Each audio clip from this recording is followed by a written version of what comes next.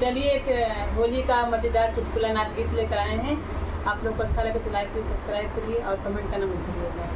आनंद दीजिए।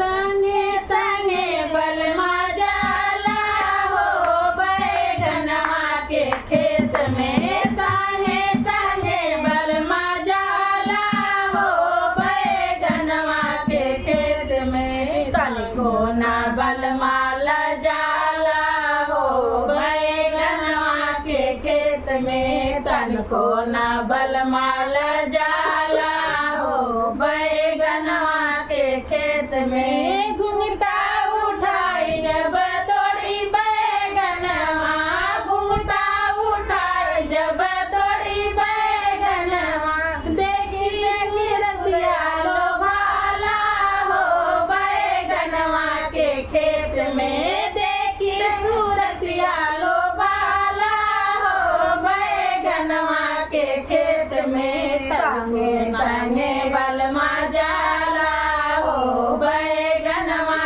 के खेत में, संगे संगे बलमा जाला हो बैगनवा के खेत में। चुनरी हटाई जब तोड़ी बैगनवा, चुनरी हटाई जब तोड़ी बैगनवा, देखी के चलिया लो भाला हो बैगनवा के खेत में, देखी के चलिया लो भाला हो बैगनवा के खेत में, संगे संगे बलमा जाला हो बैगनवा के खेत में, संगे संगे बलमा जाला हो बैगनवा के खेत में। संगे संगे जब तोड़ी बैगनवा, संगे संगे जब तोड़ी बैगनवा, देखी लगा